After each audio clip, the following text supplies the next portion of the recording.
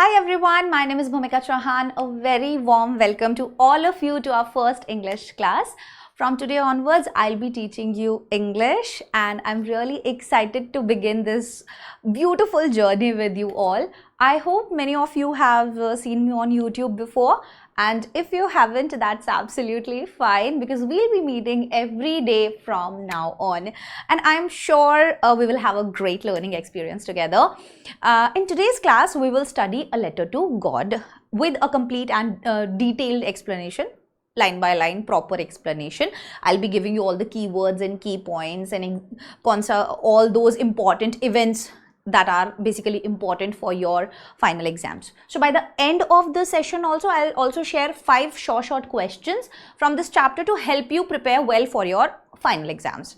Okay, so stay with me till the end and let's get started.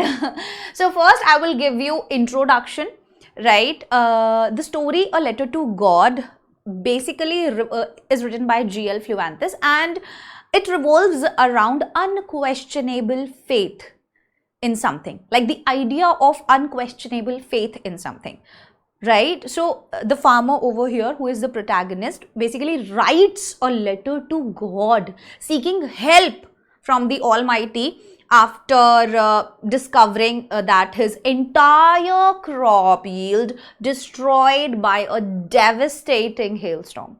So although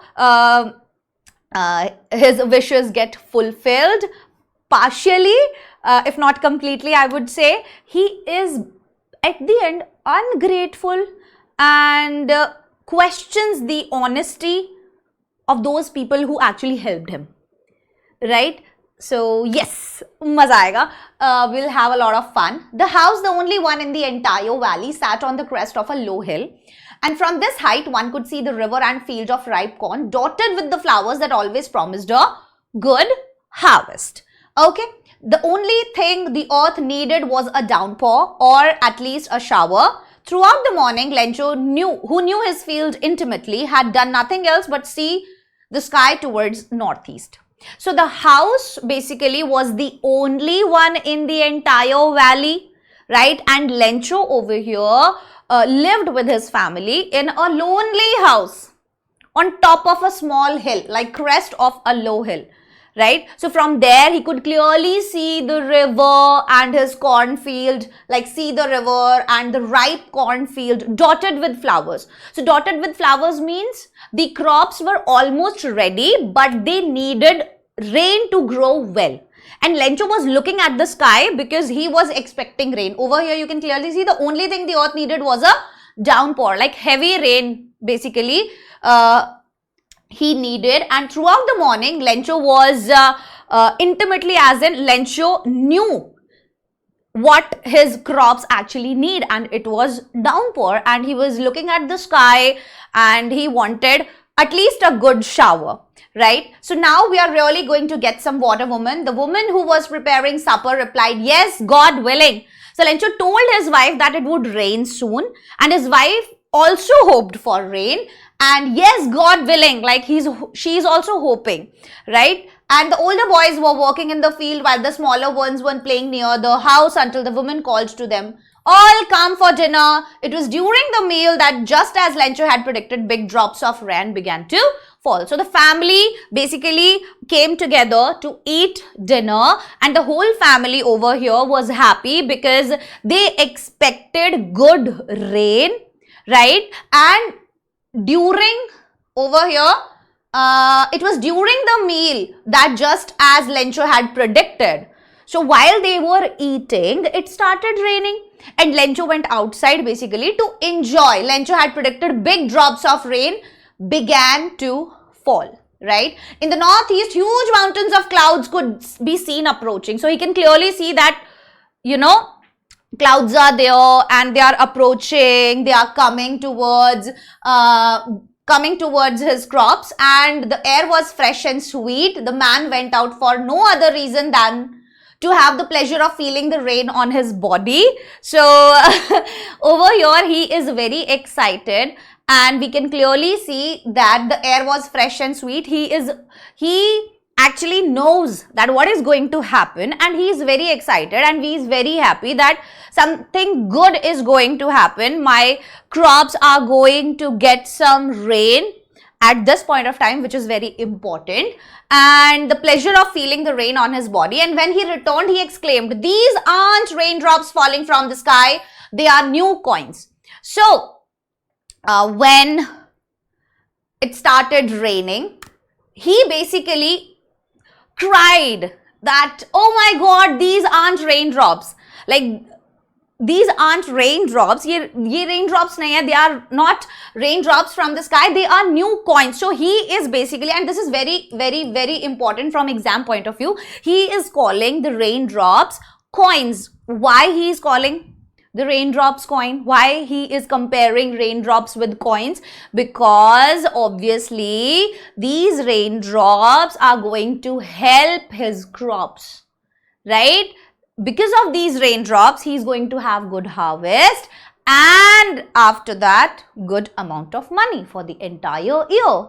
And that's why he is saying that, what he is saying, that these aren't raindrops, they are basically coins.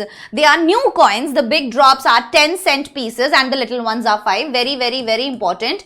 So many times we have seen question from this paragraph in your exam, right? So they'll be asking why Lencho called the raindrops, or why Lencho compared the raindrops to coins, right?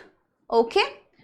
After that, with a satisfied expression, he regarded the field of ripe corn with its flowers draped in a curtain of rain. With a satisfied expression. So now over here we can clearly see that he is very happy. Satisfied expression, that he is feeling really happy and satisfied that whatever he wanted, he is getting, right? He regarded the field of ripe corn with its flowers draped in the curtain of rain. But suddenly a strong wind began to blow. So everything was going well. Everything was happening according to him, and he regarded the field, regarded as in looked at carefully. So he was looking at his field carefully with its flower draped in the curtain of rain. Why he's saying draped in the curtain of rain? Because everywhere, he can clearly see everywhere there is rain, which he actually needed, and now he is going to have good harvest and he is completely happy with it. But suddenly a strong wind began to blow, and along with the rain, very large hailstones began to fall. So this is the time. This was the turning point. This was basically the turning point of the story, that, oh no, he only wanted a good shower, not hailstorms. Right? Because that is going to destroy his entire crop. है ना? That is going to destroy the entire crop. And suddenly he saw that strong wind began to blow, and along with rain, very large hailstones. What are hailstones? Small balls of ice that fall from the sky. Obviously, you all know that. These truly did resemble new silver coins. Now again, he is comparing these hailstones to silver coins. He's saying now it's silver coins because they are white in color. Right? The boys, exposing themselves to the rain, ran out to collect the frozen pearls. So frozen pearls as in frozen pearls. Pearls basically, they are of white color, and all the hailstones looked like frozen pearls. So they are comparing these two. They are giving us an image that we can completely imagine whatever is happening over there and how his field is looking at this point of time. Am I right? Got it, everyone? Now, "It's really getting bad now," exclaimed the man. I hope it passes quickly." It did not pass quickly for an hour. The hail rained on the house, the garden, the hillside, the cornfield, on the whole valley. Okay. The field was white as if covered with salt. So, in the last stanza, while they were eating, it started raining, and Lencho went outside basically to enjoy the rain, and he was very happy because he believed, right, the rain would save his crops. So he compared the big raindrops to 10-cent coins and the small to basically 5-cent coins, right? After that, what happened? Because he thought rain would bring wealth, obviously through a good harvest. So now when with a satisfied expression, he was looking at his field, this disaster started happening. Suddenly the weather changed and strong winds started blowing and large hailstones fell. So hailstones now looked like silver coins, and the children basically ran outside to collect them because obviously they looked beautiful. So what is the main point here? The pleasant rain suddenly became a dangerous hailstorm. That is the main point. Okay. It's really getting bad now. He's saying that it is really getting bad now. Now he is feeling that nervousness that something bad is going to happen. Exclaimed, I hope it passes quickly. Because it did not pass quickly. For an hour, the hail rained on the house, the garden, the hillside, the cornfield, on the whole valley, and the field was white as if covered with salt. So the hailstorm continued for about an hour, 1 hour, and it destroyed it basically destroyed the garden, the trees, the crops, everything. I hope it passes quickly, but it did not. Right? Because he actually knew that if it didn't pass quickly, my crops, my garden, my trees, everything will be completely ruined. So everything became white. Obviously, the field was white as if covered with salt. The corn, the flowers were completely destroyed. So hailstorm basically destroyed everything in the field. After that, not a leaf remained on the trees. The corn was totally destroyed. The flowers were gone from the plants. Lencho's soul was filled with sadness. When the storm had passed, he stood in the middle of the field and said to his sons, a plague of locusts would have left more than this. The hail has left nothing. This year we will have no corn. So after the storm, Lencho sadly looked at his destroyed field. Right, destroyed fields, and he said that even a swarm of locusts look like this. Okay, so that would have caused less damage than the hailstorm. So he knew there would be no harvest that year. He basically knew at that point of time that there would be no harvest, and Lencho realized that all his hard work was completely lost. The hail has left nothing, and this year we will have no corn. The night was a sorrowful one. All our work for nothing. There is no one who can help us. We'll all go hungry this year. So the whole family became very sad. They worried that they would have basically no food and might go hungry because their crops were destroyed. Right? So there is no one who can help us. We will all go hungry this year. But in the hearts of all who lived in the solitary house in the middle of the valley, there was a single hope: help from God. Oh my God. So here the family feared hunger and poverty at this point of time, because their entire crop, obviously, he hoped for a good rainfall to save his crops. And because he believed that rain would give him a good harvest and money, all these things didn't happen. And the rain actually changed everything, right? It changed into a hailstorm, and that destroyed all the crops. So right now, everyone in the family is upset, right? Lencho is feeling devastated, right? He is like, all my hard work that I did for the entire year. He felt very sad actually, and I would say hopeless. Hopeless is the correct word, that at this point of time, he is hopeless, right? But in the hearts of all who lived in the solitary house in the middle of the valley, there was a single hope. So although everything was destroyed, the family still had one hope, and they believed that God would help them. That was the only thing at that point of time, right? Single hope, help from God. Very, very, very important. Okay, so don't be so upset even though this seems like a total loss. Remember, no one dies of hunger. So although everything was destroyed, the family still had one hope, and they believed that God would obviously help them.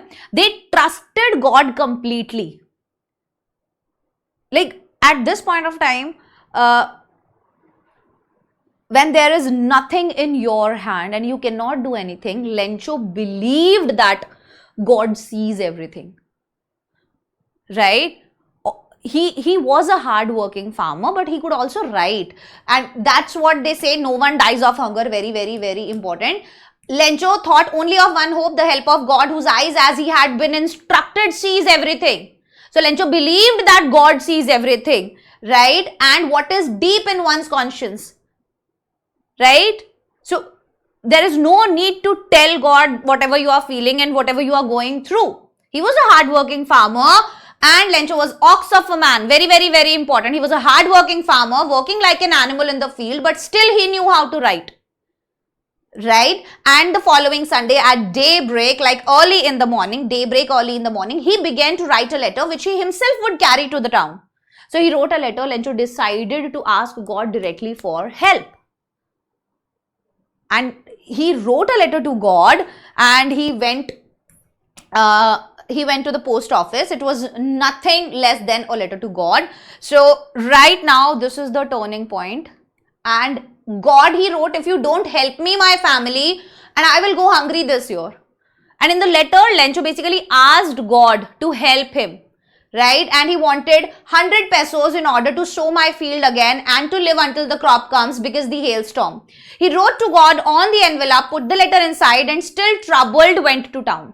So Lencho basically here requested God for 100 pesos. He said, I need 100 pesos to sow my field again and to live, obviously, until the crop comes. Right? And then he explains everything, that because of the hailstorm, this happened and that happened. And Lencho addressed the envelope to God and put a stamp on it. And he posted it in the town's post office. Right? And at the post office, he placed a stamp on the letter and dropped it into the mailbox. So he truly believed God would receive the letter and God will eventually help him. Right? So one of the employees who was a postman and also helped at the post office went to his boss, laughing heartily and showed him the letter to God. Never in his career as a postman had he known that address, the postmaster of Amiable. So a postman found the letter and laughed because nobody had ever written to God before. Nobody had ever written to God before, and the postmaster basically in his entire career he has never seen a letter like that. Right? The postmaster, a fat, amiable fellow, also broke out laughing, but almost immediately he turned serious and tapping the letter on his desk commented, "What faith!" So the postmaster over here, he was a fat, amiable as in a friendly man, and in the starting at first he laughed a lot. Like he was laughing, he broke out laughing, but almost immediately he turned serious. But immediately he realized that Lencho has unquestionable faith in God. And now he wanted to help him because he did not want to hurt Lencho, or he did not want Lencho to lose that faith or to lose hope. Right? So clearly we can see that in the starting, at first, he was laughing. Right? He was laughing, postmaster laughed at first, but then he basically admired Lencho's strong faith. Right? Tapping the letter on his desk like he's tapping, oh my God, what faith!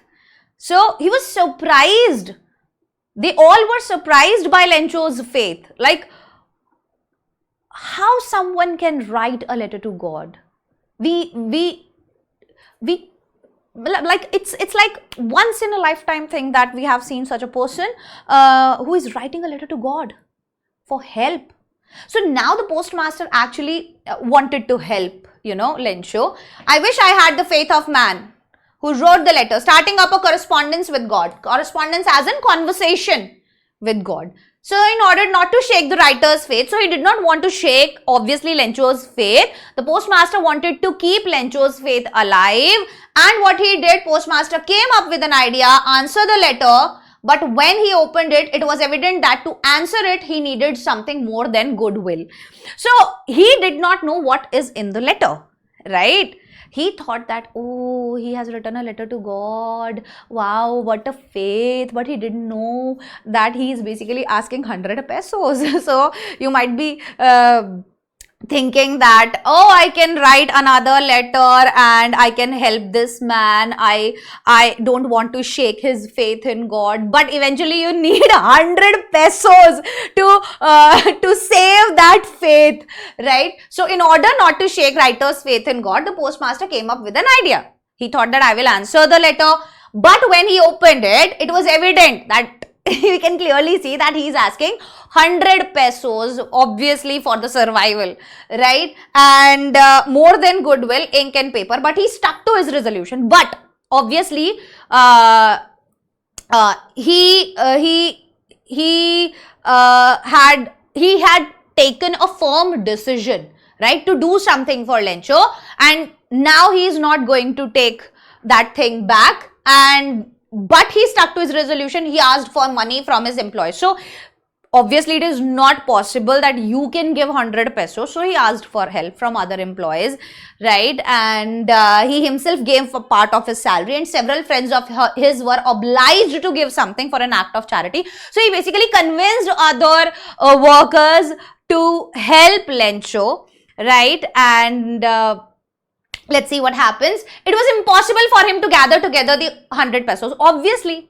So it was not possible to gather 100 pesos. So he basically gathered 70 pesos. So he was able to, after asking all the employees to do some charity, he was able to collect 70 pesos. He put the money in an envelope addressed to Lencho, and with it a letter containing only a single word as a signature, God. So he didn't write his name. He wrote that this letter is from God, right? So after that, the following Sunday, Lencho came a bit earlier than usual to ask if there was a letter for him. So can you believe? Lencho came next day. Lencho literally came next day. It means Lencho believed that God would definitely help him. There is no chance that he will not help him. God will definitely help him. He was that sure that he showed up next day, early in the morning, right? So it was like, obviously, a very rare thing, right? This is not something that we see every day, right? So postmaster basically wanted to keep his faith alive. He collected money from himself, his workers, his friends, and they could collect only 70 pesos, not full 100 pesos, obviously.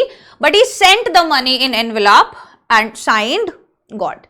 So postmaster basically secretly, we can say, helped Lencho, right? But the following Sunday, Lencho came a bit earlier than usual to ask if there was a letter for him. So next day he came, and postmaster was very nervous at that point, and he really wanted to see the expression. Like whenever you help someone, you expect, you feel good, right? You expect some praise, you expect some good feeling, some good words, right? It makes you feel good, because I think there is no selfless deed in this world, right? So he collected money and sent it to Lencho in God's name, obviously. And when the next morning, the following Sunday, Lencho came, it was the postman himself who handed the letter to him. So Lencho, the postman, gave him the letter, while over here, while the postmaster experiencing the contentment of a man who has performed a good deed. Like I told you, the postman gave him the letter while the postmaster watched happily. He was feeling that contentment, that satisfaction, right? And that satisfaction was there on his face, that I helped this guy and I didn't shake his faith in God. So Lencho showed not the slightest surprise on seeing the money. So Lencho received the letter from God, and Lencho was not at all surprised. The postmaster thought that he would be surprised. after seeing that, oh, God replied to my letter. So Lencho was not surprised because he expected God to help him. That's why he was there in the post office early in the morning, right? But he became angry when he counted the money. But when he actually counted the money, he became angry because there were only 70 pesos. God could not have made a mistake, nor could he have denied Lencho what he had requested. So there were only 70 pesos instead of 100, right? So Lencho believed God could never make a mistake. Postmaster was not able to collect obviously 100 pesos. He was able to collect 70 pesos, and he sent that money obviously to Lencho, right? So now what happened? Lencho went up to the window to ask for paper and ink, and on the public writing table he started to write with much wrinkling of his brow, caused by the effort he had to make to express his idea. When he finished, he went to the window to buy a stamp which he licked and then affixed to. So Lencho asked for paper and wrote another letter to God, and he bought a stamp and posted it. And he was writing like something bad has happened, and he has this frown face and everything. So the affixed to the envelope with a blow of his fist, like he put the stamp on it. The moment the letter fell into the mailbox, the postmaster went to open it. So Lencho, when wrote this letter, and the moment the letter fell into the mailbox, postmaster obviously was thinking that what has happened? Why he is not actually happy? Right? So it said, what was written in the letter? God of the money that I asked for, only 70 pesos reached me. The Lencho blamed the post office employees that all these employees have stolen my money. God, you did not make a mistake. You cannot make a mistake. Please do not send me money next time through mail. Because all these people over here, they all are a bunch of crooks.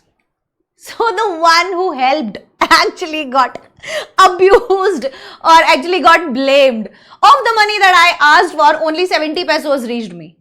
Right? Send me the rest since I need it very much, but don't send it to me through the mail because the post office employees are a bunch of crooks. Lencho!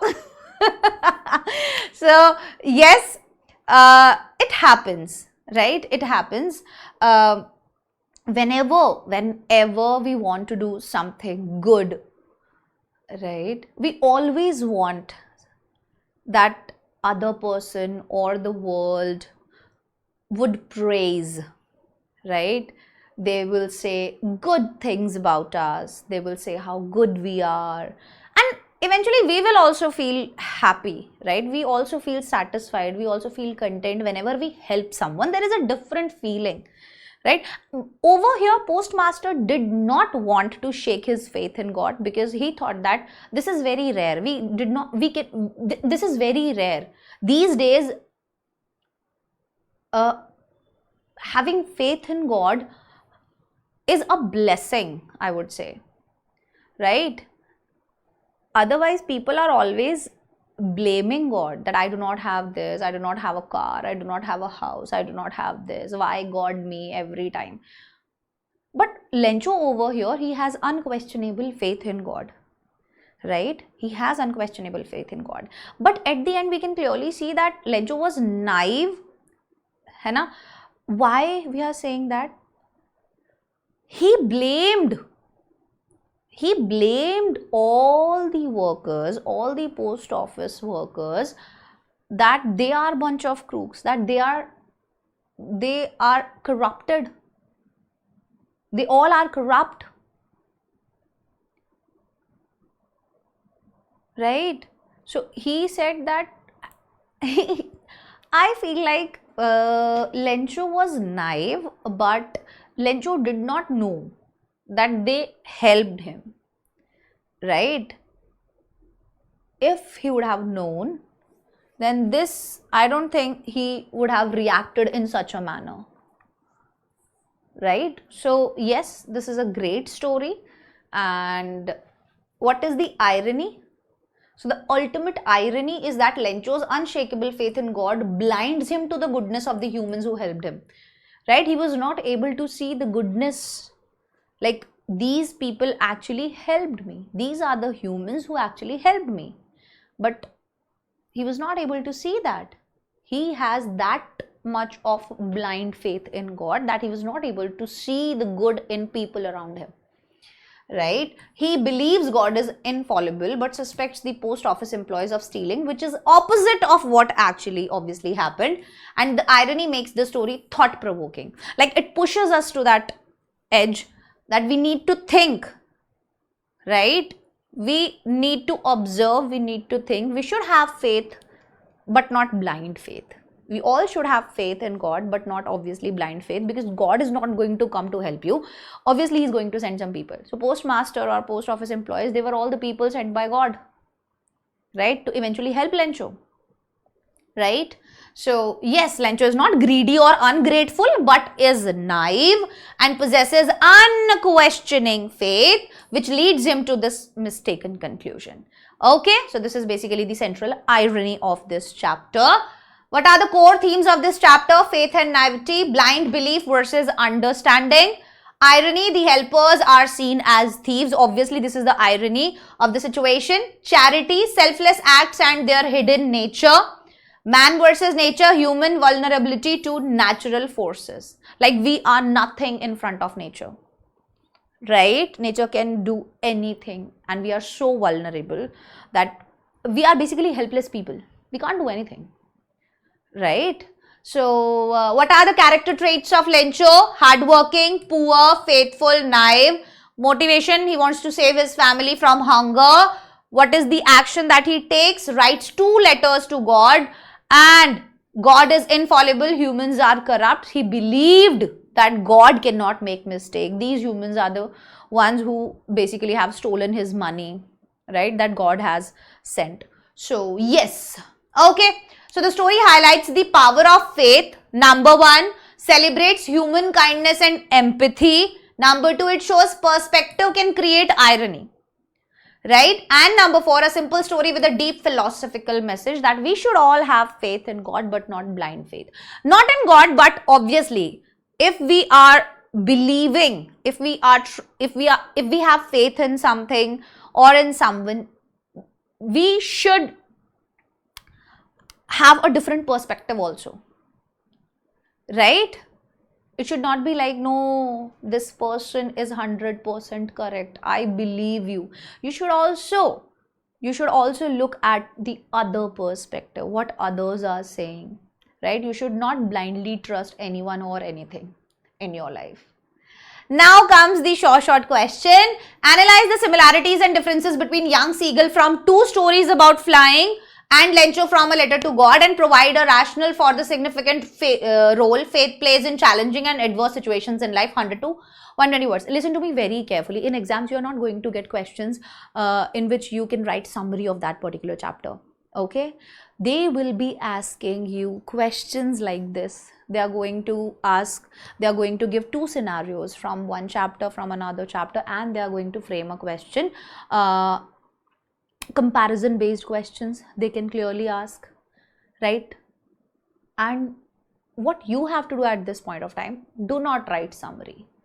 You all should know what are the key themes, right? What is the central idea? What is the central message? What are the important events in this chapter?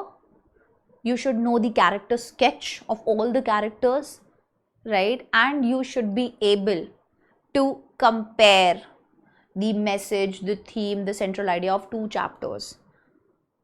Okay? So you need to know how to frame such a good answer where you are covering all the aspects that are needed. Okay, so please do not try to write summary in your answer, because you are not going to get marks for that. Faith is like a ray of hope in a distressful situation. Discuss a letter to God with reference to the Lencho's unflinching faith in God. You can take a screenshot or you can write it down. These all are important short questions. This is from CBSE 2024. Grief or sadness is an emotion natural to all types of loss or significant change. You have been asked to present an analysis of the approaches of Lencho and Kisa Gautami in dealing with their respective losses. So they gave you two two important themes. So one from two important basically perspectives, like all type of loss or significant change. Kissa Gautami,